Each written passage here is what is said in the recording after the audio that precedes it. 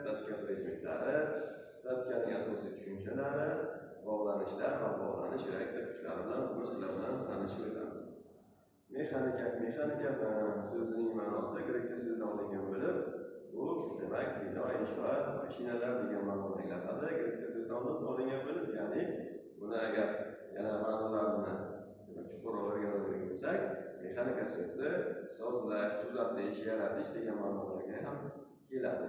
Nazariy mexanika fani bilan sizlar tanishib o'tadigan bo'lsak, nazariy mexanika o'zi 3 qismdan iborat bo'lib hisoblanadi. Birinchisi statika, ikkinchisi kinematika, hamda uchinchisi dinamika bo'limlaridan iborat. Nazariy mexanikada ikkita asosiy tushunchamiz bor: kuch va absolyut qattiq qism. Nazariy mexanika fanida, demak, nazariy mexanika fanini ma'nolaydigan nazariy mexanika ikki jism va ularning jismlarining bir-biriga ko'rsatadigan ta'sir va ta'sir qonunlari haqidagi, demak, fan bu nazariy mexanika fani bo'lib hisoblanadi. Nazariy mexanikada demak, biz ikkita absolyut qattiq jism hamda ikkita tushunchadan iborat edik. Shu demak, birinchi kuchdan bilan tanishib o'tadigan bo'lsak, kuch bu demak jismlarning vaziyatini o'zgartiruvchi sababga kuch deyiladi. Kuchning demak 3 ta asosiy faktori mavjud. Birinchi faktori kuchning qo'yilish nuqtasi, ikkinchisi kuchning yo'nalishi hamda uchinchisi kuchning miqdori bo'lib hisoblanadi. Nazariy mexanika fani asosan demak geometriya, matematika, mashina mexanikasi va mashina tekanlari, materiallar qarshiligi, qurilish mexanikasi, gidromexanika, osmon jismlari, bir qancha fanlarimiz bilan bu demak nazariy mexanika fani uzviy bog'liq bo'lib hisoblanadi. Materiallarning har qanday demak turlaridan biri bo'lib, fazoda vaqt o'tishi bilan jismlarning o'z holatini bir-biriga nisbatan o'zgartirishiga bu demak mexanik harakatlar deyiladi. Mexanik harakat demak fazoda ma'lum bir vaqt ichida jismning tinch turgan jismga nisbatan o'z vaziyatini, o'z o'rnini fazoda o'zgartirishiga mexanik harakatlar deyiladi. Mana shu mexanik harakatlarni, jismlarni bir-biriga ko'rsatadigan ta'sirlarni, ta'sir qonunlarini o'rganuvchi fanlarni bu nazariy mexanika fani demak o'rganadi. Nazariy mexanikaning ikkinchi asosiy tushunchasi haqida sizlar gaplashadigan bo'lsak, ikkinchi asosiy tushunchasi bu absolyut qattiq jism bo'lib hisoblanadi. Absolyut qattiq jism deb o'zi nimaga aytadi? Absolyut qattiq jism demak tashqi kuchlar ta'sirida jismning ixtiyoriy ikki nuqtasi orasidagi masofa o'zgarishsiz ta'sirida bunday jismlarga absolyut qattiq jismlar deyiladi. Ya'ni deformatsiyaga uchramaydigan barcha jismlarni biz absolyut qattiq jismlar deb o'rgansak bo'ladi.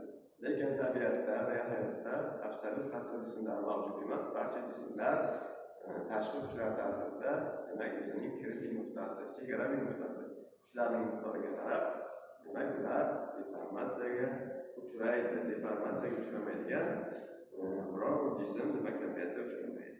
Ko'zimiz bilan ko'rilmaydigan juda kichik deformatsiyaga uchraydigan, ya'ni tashqi kuchlar ta'sirida jismlarning ixtiyoriy ikki nuqtasi orasidagi masofa o'zgarishsiz saqlangan jismlarni biz demak masala ichadigan vaqtimizda absolyut qattiq jismlar deb o'rganib qarab ketamiz. Mana nazariy mexanika fanimiz o'zi 3 ta qismdan iborat. Birinchisi statika, ikkinchisi kinematika, hamda uchinchisi dinamika. Statika bo'limida biz nimalarni o'rganamiz? Statika bo'limida tashqi kuchlar ta'sirida jismlarning muvozanat holati, ya'ni yerga nisbatan tinch turgan sistemaga nisbatan demak tashqi kuchlar ta'sirida jismlarning muvozanat holatini o'rganuvchi mana shu bo'limimiz statika bo'limi bo'lib hisoblanadi. Endi ikkinchi kinematika bo'limimiz esa jismlarning harakatini geometrik nuqtai nazardan tekshiradigan bo'lim. Bu demak kinematika bo'limi bo'lib hisoblanadi. Ya'ni kinematika bu harakatni o'rganuvchi bo'lim. Jismlarning masalasini demak jismlarning harakatini vujudga keltiruvchi kuchlar bilan o'rganamiz. Faqatgina jismlarning harakatini geometrik nuqtai nazardan o'rgansak, uning tezligini, tezlanishini, harakat trayektoriyalarini, ko'chishlarini, bosib o'tgan yo'llarini aniqlasak, mana bu demak kinematika bo'lib hisoblanadi. ifodalanadi.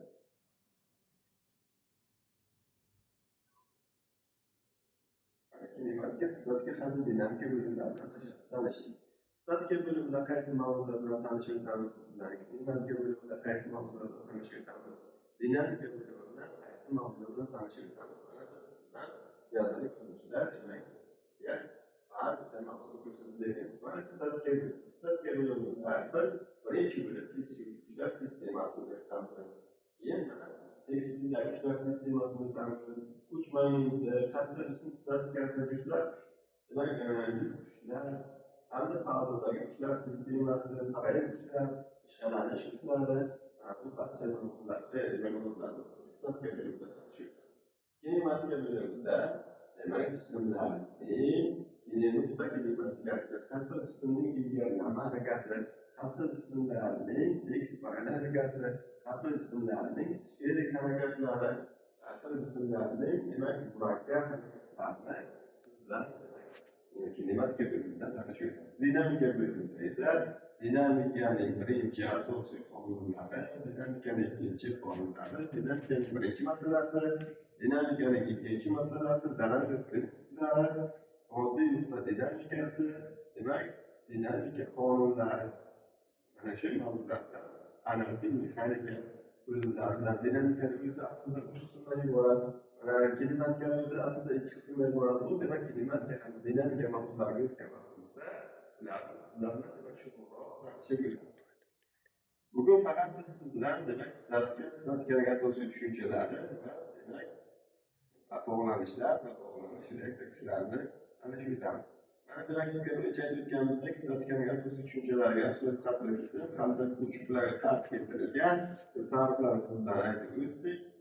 Hamda demak kuch uchta faktordan iborat dedik. Qo'yilish nuqtasi, yo'nalishi, harakatning miqdori dedik. Mana bu yerda kuchlarni demak biz katta harflar bilan belgilab o'tamiz. Ya'ni N, masalan qalaylik kuch B, itlardagi sistemlardagi kuchlarni demak o'tadigan bo'lsak, bizlarda demak har bitta sistemda hosil bo'ladigan qalaylik kuchlarni tengishlarda o'tadigan bo'lsak, tengishlardagi reaksiya kuchlarini mana bu demak barcha kuchlarni biz katta harflar bilan belgilab o'tamiz. Kuchni o'zi aytib o'tishsizlar, jismning demak bir holatdan ikkinchi holatga variantini o'zgartiruvchi sababga demak bu demak kuch deb aytiladi. Mana bu yerda mana A nuqta bu kuchning qo'yilish nuqtasi B'ga qarab yo'nalishi, F esa kuchning miqdorini belgilaydi. Endi kuchning ta'sir chizig'ini bor. Kuchning ta'sir chizig'ini belgilaydi. Kuchning ta'sir chizig'i mana shu kuch yotgan to'g'risida. Mana shu to'g'risida demak kuchning ta'sir chizig'i. Agar buni davom ettirsak, bu to'g'risida demak oxirgi bizning umrimiz to'g'risida yakunlashga ya'ni mana shuni chizishga o'tdik. Mana shu kuchimiz qaysi to'g'risida o'tganida shu kuchimizning ta'sir chizig'i bo'lib, mana kuchning miqdori, kuchning yo'nalishi hamda kuch qo'yilgan nuqta mana shuni belgilaydi.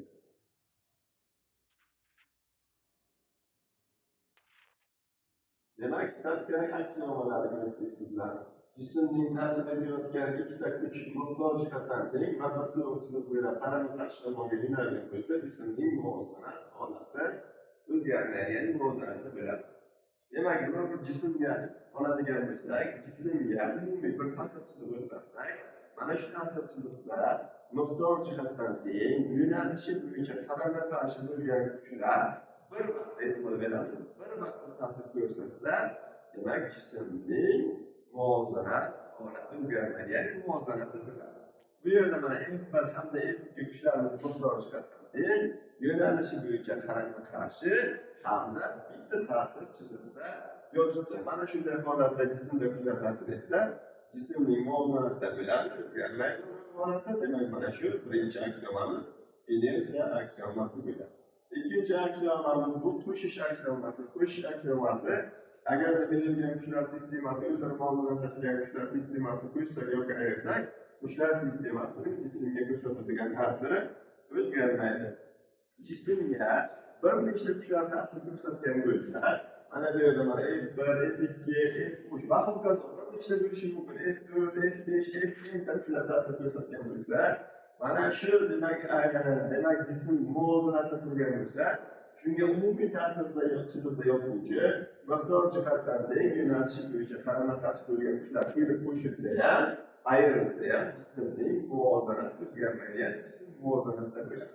Birinchi aksioma mana shu yozib keltirib qo'yishsak ham, yana ayirsak ham jismning muvozanati holati o'zgarmaydi. Bu ikkinchi aksiomamiz qo'shish aksiomasi bo'lib hisoblanadi. Mana demak, bizga F4 hamda F5 bu miqdor jihatdan teng yo'nalishi bo'yicha qarama-qarshi bo'lgan kuchlar mana kelib qo'shildi. Endi jismga bitta kuch ta'sir ko'rsatishi mumkin hamda bir nechta kuchlar demak jismga ta'sir ko'rsatishi mumkin. Agar jismga 2 va undan ortiq kuchlar ta'sir ko'rsatsa, bu kuchlar sistemasi deyiladi. Kuchlar sistemasi demak bizda qanday yoziladi? Kuchlar sistemasi kuch qatori bilan yoziladi. Agar bir nechta kuchlar bo'lsa, F1, F2, F3 va mana Fn. Bir nechta kuchlar mana to'plami, ya'ni bu kuchlar sistemasi deyiladi. Endi bu yerda F1, F2, F3, Fn bu kuchlar kuch ham santimetrga, ham yo'nalishga, ham qo'yilish nuqtasiga ega bo'lganligi uchun vektor kattaligini uchun mana vektor belgisini qo'yamiz. Endi bir nechta kuchlar sistemasi boshqa kuchlar sistemasiga ekvivalent, ya'ni teng bo'lishi mumkin. Bu mana boshqa kuchlar to'plamidan U2,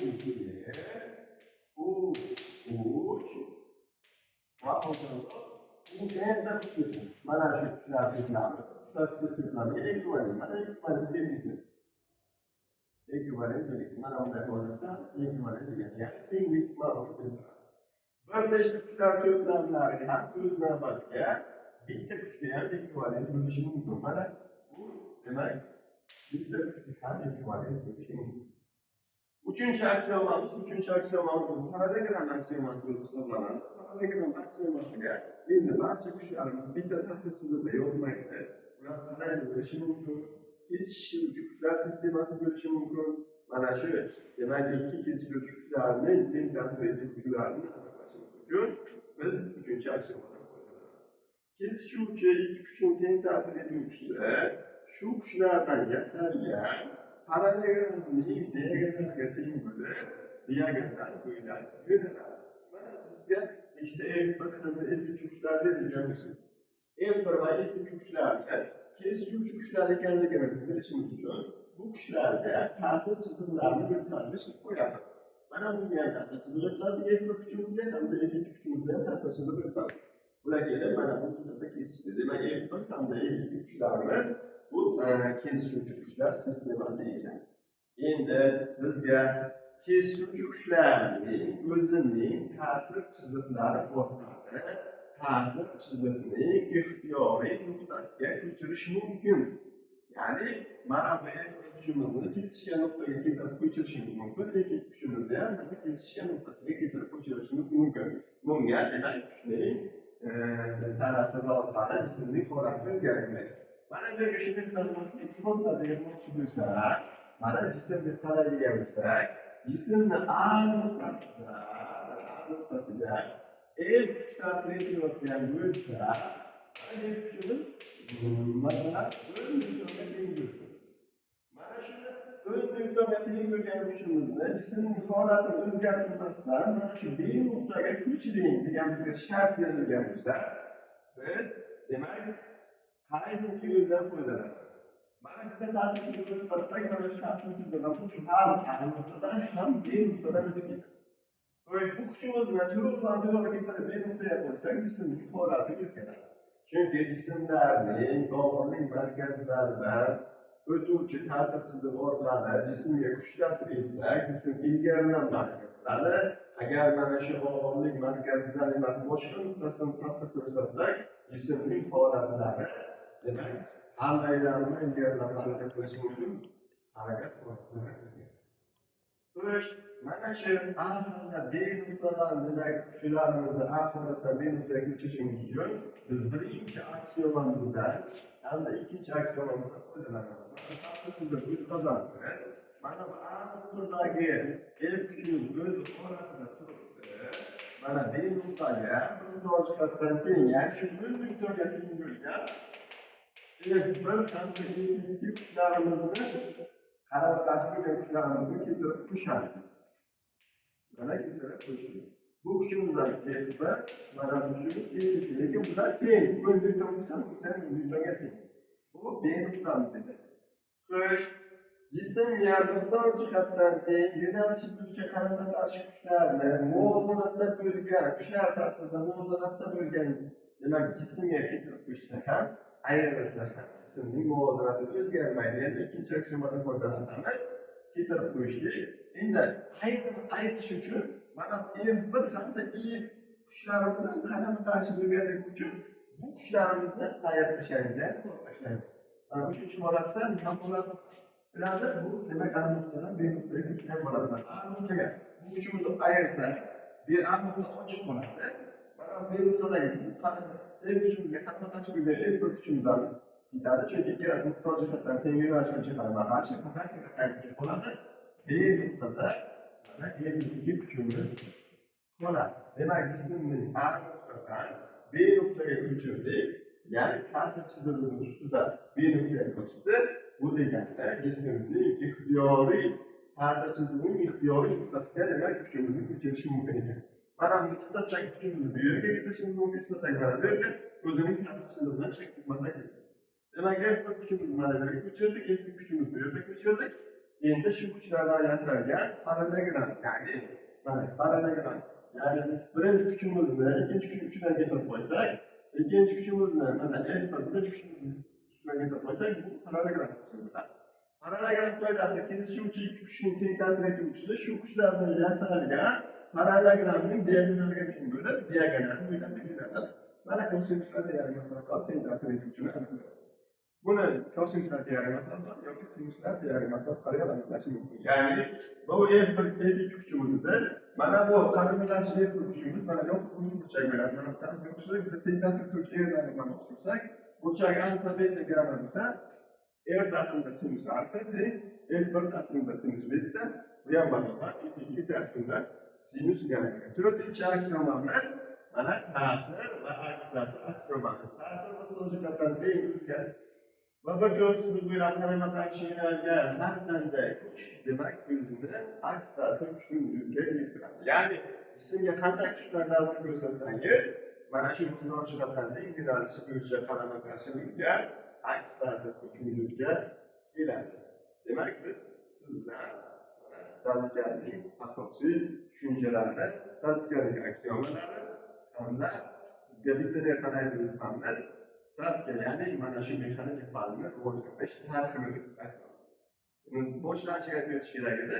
Biz aytib o'tamiz, endi shunday aytib o'tamiz. O'zingizga qolish uchun, demak, mexanik faollarda oldin barcha faollarni umumiy fan, bitta fan tarkibiga bo'lgan, falsafa tarkibiga bo'lgan fanlar o'rnagan, demak, asosiy falsafa fanlaridan ajralib chiqishlaydi. Bizning mexanika faolning rivojlanish tarixi 15-16 asrlarga borib taqaladi. E'tiborga olishinglar bilan salomat bo'laylik.